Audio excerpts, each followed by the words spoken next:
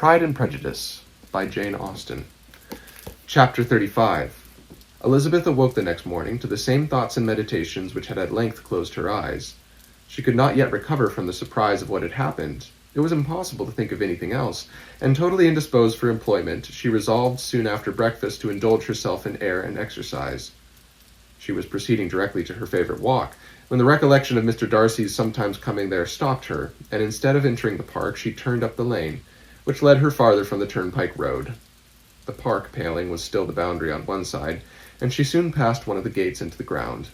After walking 2 or 3 times along that part of the lane, she was tempted, by the pleasantness of the morning, to stop at the gates and look into the park. The 5 weeks which she had now passed in Kent had made a great difference in the country, and every day was adding to the verdure of the early trees. She was on the point of continuing her walk, when she caught a glimpse of a gentleman within the sort of grove which edged the park. He was moving that way, and fearful of its being Mr. Darcy, she was directly retreating. But the person who advanced was now near enough to see her, and stepping forward with eagerness pronounced her name. She had turned away, but on hearing herself called, though in a voice which proved it to be Mr. Darcy, she moved again towards the gate. He had by that time reached it also, and holding out a letter which she instinctively took, said with a look of haughty composure, "I have been walking in the grove some time in the hope of meeting you. Will you do me the honor of reading that letter?" And then, with a slight bow, turned again into the plantation, and was soon out of sight. With no expectation of pleasure, but with the strongest curiosity, Elizabeth opened the letter, and to her still increasing wonder perceived an envelope containing 2 sheets of letter paper, written quite through in a very close hand. The envelope itself was likewise full. Pursuing her way along the lane, she then began it. It was dated from Rosings at 8 o'clock in the morning, and was as follows. "Be not alarmed, madam, on receiving this letter, by the apprehension of its containing any repetition of those sentiments, or renewal of those offers which were last night so disgusting to you. I write without any intention of paving you, or humbling myself, by dwelling on wishes which, for the happiness of both, cannot be soon forgotten, and the effort which the formation and the perusal of this letter must occasion should have been spared, had not my character required it to be written and read. You must, therefore, pardon the freedom with which I demand your attention. Your feelings, I know, will bestow it unwillingly, but I demand it of your justice." 2 offences, of a very different nature, and by no means equal magnitude, you last night laid to my charge. The first mentioned was, that, regardless of the sentiments of either, I had detached Mr. Bingley from your sister, and the other, that I had, in defiance of various claims, in defiance of honour and humanity, ruined the immediate prosperity, and blasted the prospects of Mr. Wickham, wilfully and wantonly, to have thrown off the companion of my youth, the acknowledged favourite of my father, a young man who had scarcely any other dependence than on our patronage, and who had been brought up to expect its exertion, would be a depravity, to which the separation of 2 young persons, whose affection could be the growth of only a few weeks, could bear no comparison. But from the severity of that blame, which was last night so liberally bestowed, respecting each circumstance, I shall hope to be in future secured, when the following account of my actions and their motives has been read. If, in the explanation of them which is due to myself, I am under the necessity of relating feelings which may be offensive to yours, I can only say that I am sorry. The necessity must be obeyed, and farther apology would be absurd. I had not been long in Hertfordshire before I saw, in common with others, that Bingley preferred your eldest sister to any other young woman in the country. But it was not till the evening of the dance at Netherfield that I had any apprehension of his feeling a serious attachment. I had often seen him in love before. At that ball, while I had the honour of dancing with you, I was first made acquainted, by Sir William Lucas's accidental information, that Bingley's attentions to your sister had given rise to a general expectation of their marriage. He spoke of it as a certain event, of which the time alone could be undecided. From that moment I observed my friend's behaviour attentively, and I could then perceive that his partiality for Miss Bennet was beyond what I had ever witnessed in him. Your sister I also watched. Her look and manners were open, cheerful, and engaging as ever, but without any symptom of peculiar regard, and I remained convinced from the evening's scrutiny that though she received his attentions with pleasure, she did not invite them by any participation of sentiment. If you have not been mistaken here, I must have been in error. Your superior knowledge of your sister must make the latter probable. If it be so, I have been misled by such error to inflict pain on her. Your resentment has not been unreasonable. But I shall not scruple to assert that the serenity of your sister's countenance and air was such as might have given the most acute observer a conviction that, however amiable her temper, her heart was not likely to be easily touched. That I was desirous of believing her indifferent is certain, but I will venture to say that my investigations and decisions are not usually influenced by my hopes or fears. I did not believe her to be indifferent because I wished it. I believed it on impartial conviction as truly as I wished it in reason. My objections to the marriage were not merely those which I last night acknowledged to have required the utmost force of passion to put aside, in my own case. The want of connection could not be so great an evil to my friend as to me, but there were other causes of repugnance, causes which, though still existing and existing to an equal degree in both instances, I had myself endeavored to forget, because they were not immediately before me. These causes must be stated, though briefly. The situation of your mother's family, though objectionable, was nothing in comparison of that total want of propriety so frequently, so almost uniformly betrayed by herself, by your 3 younger sisters, and occasionally even by your father. Pardon me. It pains me to offend you, but amidst your concern for the defects of your nearest relations, and your displeasure at this representation of them, let it give you consolation to consider that, to have conducted yourself so as to avoid any share of that like censure, is praise no less generally bestowed on you and your eldest sister, than it is honourable to the sense and disposition of both. I will only say farther, that from what passed that evening, my opinion of all parties was confirmed, and every inducement heightened, which could have led me before to preserve my friend from what I esteemed a most unhappy connection. He left Netherfield for London on the day following, as you, I am certain, remember, with the design of soon returning. The part which I acted is now to be explained. His sister's uneasiness had been equally excited with my own. Our coincidence of feeling was soon discovered, and alike sensible that no time was to be lost in detaching their brother. We shortly resolved on joining him directly in London. We accordingly went, and there I readily engaged in the office of pointing out to my friend the certain evils of such a choice. I described and enforced them earnestly.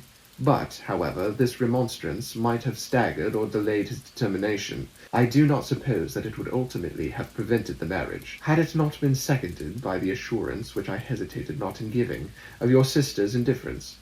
He had before believed her to return his affection with sincere, if not with equal regard, but Bingley has great natural modesty, with a stronger dependence on my judgment than on his own. To convince him, therefore, that he had deceived himself was no very difficult point. To persuade him against returning into Hertfordshire, when that conviction had been given, was scarcely the work of a moment. I cannot blame myself for having done thus much. There is but one part of my conduct in the whole affair on which I do not reflect with satisfaction. It is that I condescended to adopt the measures of art so far as to conceal from him your sister's being in town.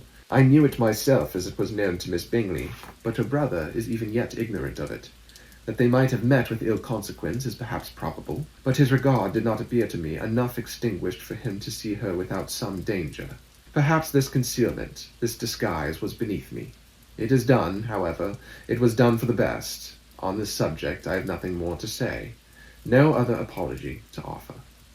If I wounded your sister's feelings, it was unknowingly done, and though the motives which govern me may to you very naturally appear insufficient, I have not yet learned to condemn them. With respect to that other, more weighty accusation of having injured Mr. Wickham, I can only refute it by laying before you the whole of his connection with my family. Of what he has particularly accused me of, I am ignorant, but of the truth of what I shall relate, I can summon more than one witness of undoubted veracity.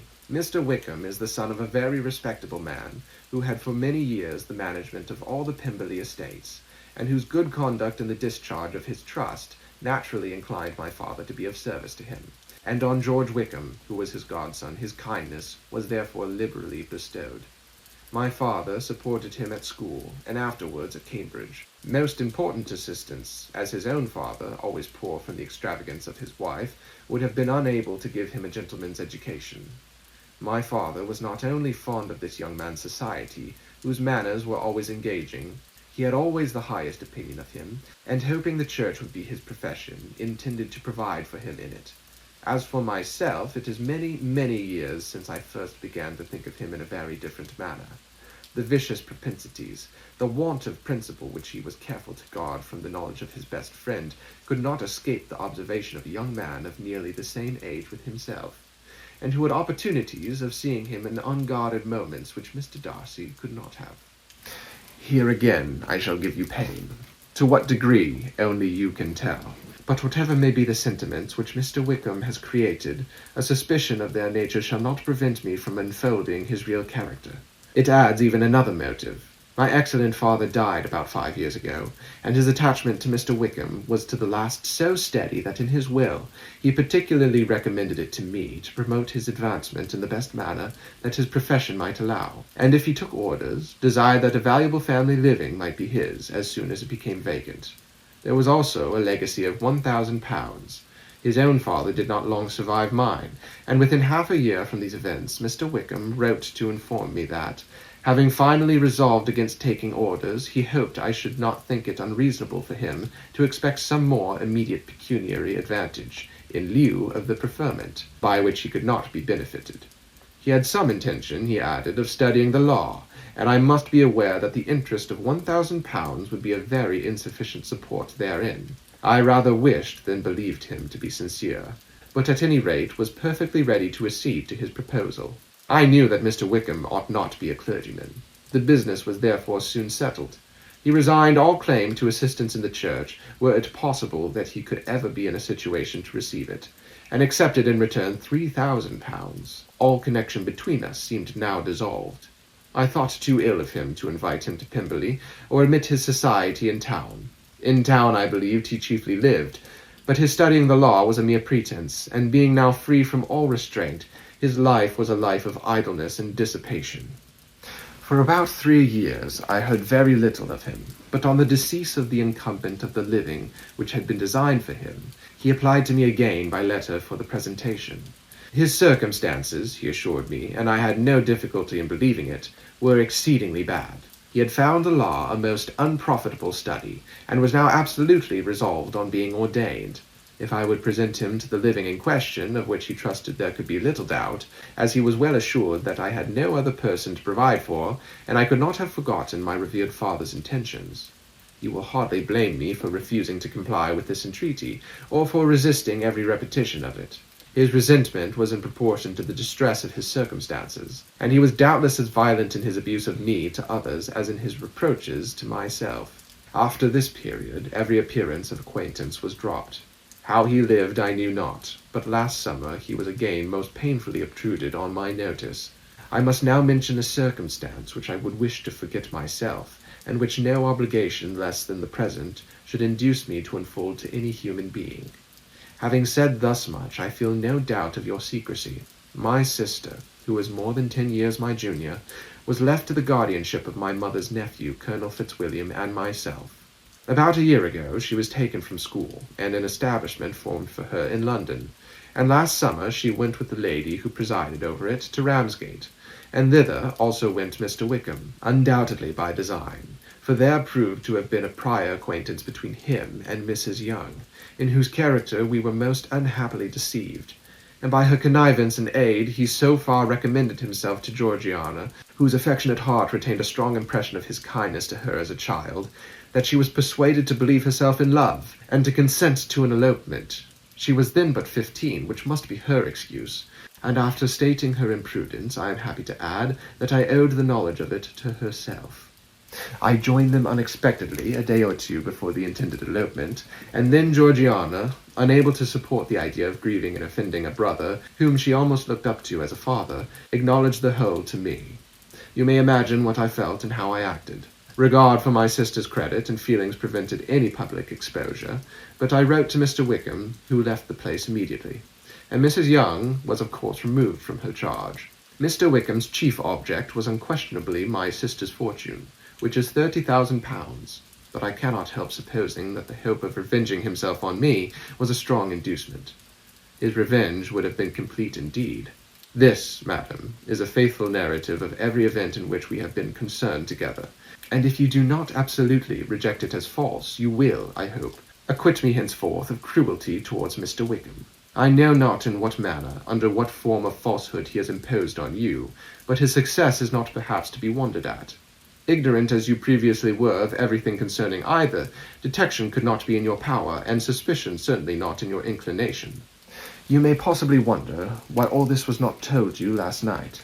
But I was not then master enough of myself to know what could or ought to be revealed. For the truth of everything here related, I can appeal more particularly to the testimony of Colonel Fitzwilliam, who, from our near relationship and constant intimacy, and still more as one of the executors of my father's will, has been unavoidably acquainted with every particular of these transactions. If your abhorrence of me should make my assertions valueless, you cannot be prevented by the same cause from confiding in my cousin, and that there may be the possibility of consulting him. I shall endeavour to find some opportunity of putting this letter in your hands in the course of the morning. I will only add, God bless you. Fitzwilliam Darcy. End of chapter 35.